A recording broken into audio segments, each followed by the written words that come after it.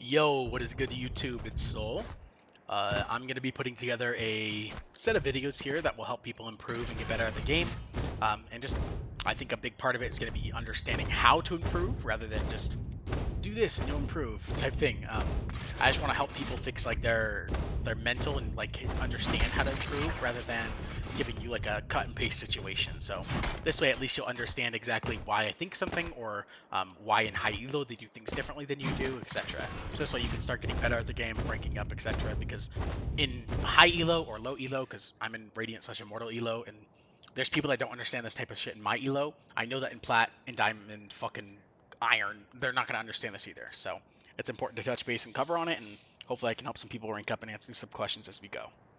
So the first thing I'm going to start on here today is going to be basically utilizing DM to improve properly.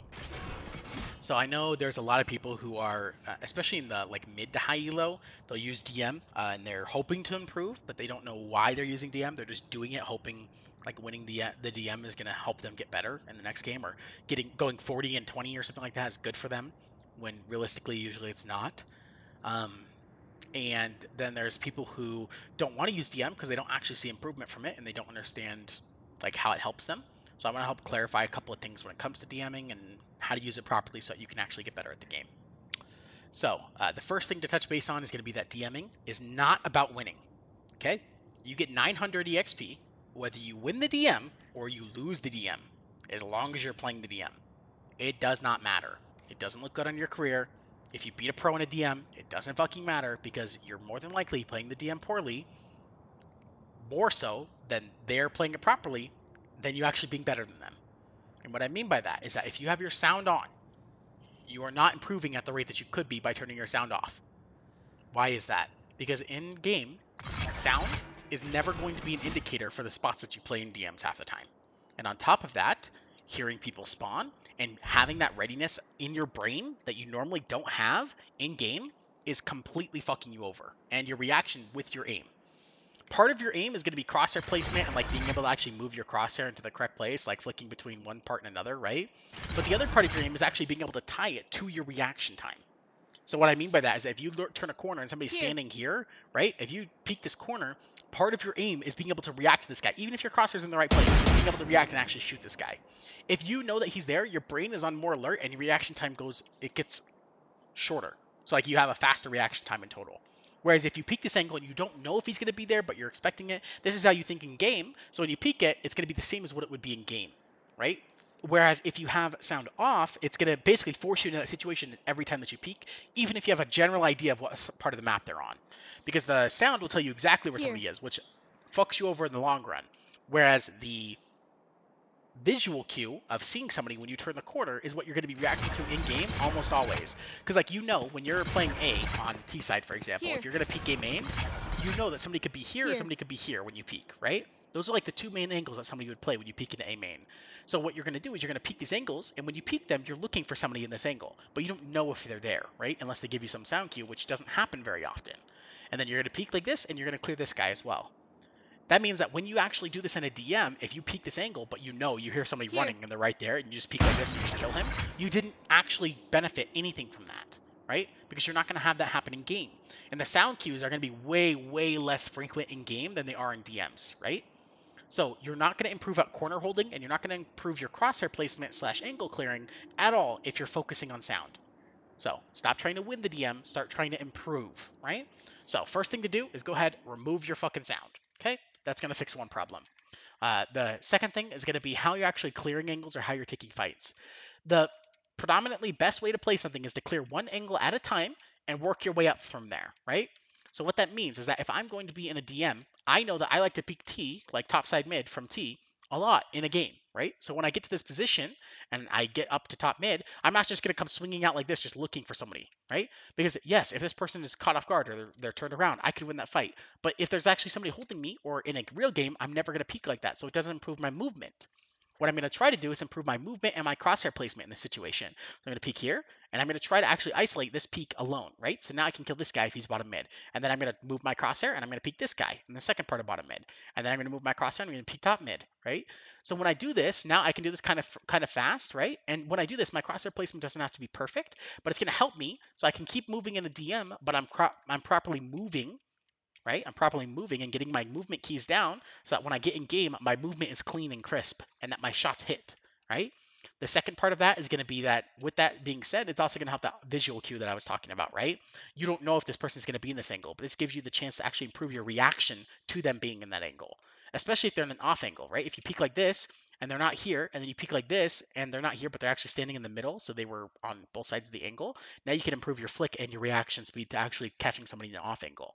Same thing if you peek like top mid like this, and then as you come out here, they're standing right here, right? These types of things you're only going to improve at by properly moving and properly peeking in game in DM. Okay. And this is going to tie into another aspect of the game. There's so many people that say like my aim is insane in DM, like I shit on everyone, I go 40 and 12, whatever it may be, like I'm just clapping people in DM, but I'm not actually good in game, or I don't hit my shots in game, or I'm stuck in plat and my aim's better than pros, right? Like the reason that that happens is because you're playing to win the DM and you're not playing how you would play in game, right? If you typically like to burst like this, if you typically like to shoot a 4 bullet burst and just control it when you're actually in game, and then in fucking DMs, all you do is tap, you're never gonna win, right? If in DMs you just immediately turn into like a full fucking spray like that, instead of actually just doing a burst when you usually burst in game, you're never gonna improve because you're not actually doing what you do in game. Now, if you want to change what you do in game to match what you do in DM, you can do that, but usually it's easier to change what you do in DM to match what you do in game. So if typically you spray a whole bunch, obviously spraying in this game is not going to be like preferential. So I would obviously recommend staying away from it. I would recommend doing bursts, usually like 4 to 8 bullets, depending on how comfortable you are with it. And so I would say in game, force yourself whenever you're in a match to shoot however you're shooting at a DM. So if in DM you're going to do like a 6 bullet burst or something like that, then do your 6 bullet burst and then reset. Even if you die during this fight, like let's say you peek this guy and you're going to do a 4 bullet burst, right?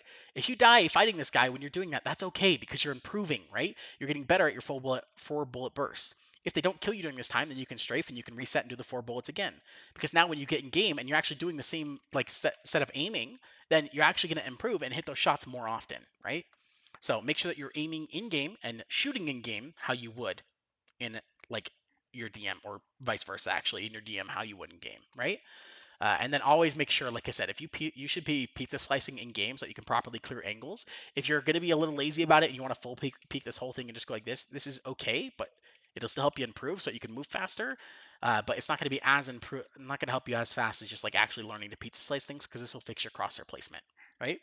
So this is how you actually improve with a DM. You use it to improve your movement, improve your crosshair placement, and improve your aim slash visual reaction time to somebody being in an angle, because that's going to all translate directly into game, right? And this will make it so that if you are actually insane in DM, when you get into game, you're going to start hitting shots that you normally weren't hitting beforehand. DMing itself is not actually the improvement, right? Like getting into a DM and killing 40 people is not actually how you're improving. You could spend the whole DM killing nobody and improve more than you did by killing 40 people if you properly clear angles right. Right? So that's why some pros, you'll get into a DM with a pro when you're plat and you'll fucking beat them and you'll be like, oh, I'm the greatest. Like, look at what I did, right? No, this guy was actually holding an angle, like peeking things properly, instead of actually just swinging into everything. He had a sound off, he was listening to music, and on top of that, he's probably warming up. Like, you're nowhere near the same level as this guy just because you beat him in a DM, because winning the DM does not matter. You could have three, even if the DM was not kill based and like you could get to 300 fucking kills, it wouldn't matter, because if you got 300 kills and he had 100, you're still not better than that pro because he's improving and you're not. I hope this all makes sense. I hope all the tips that I gave out like line up for you guys and you understand how to play the game properly, at least a little bit better for the DM at the very least for improving. I would say that's pretty much it. Just to touch base one more time. DM's not about winning. Turn your volume off so that you can actually improve. Focus on playing in game in DM how you do in game, right? So that means typically the way that you play in DM right now is nowhere near how you play in game. Focus on making your DM like your game, not your game like your DM, because it's way less likely that you're gonna hit those shots in a game than you would in a DM, right? If you're full swinging everything, you're way less likely to win. So make sure that you're translating and doing things properly in game that will transfer and help you out when you actually, or in DM that will actually help you out in game. Okay, guys? Thank you.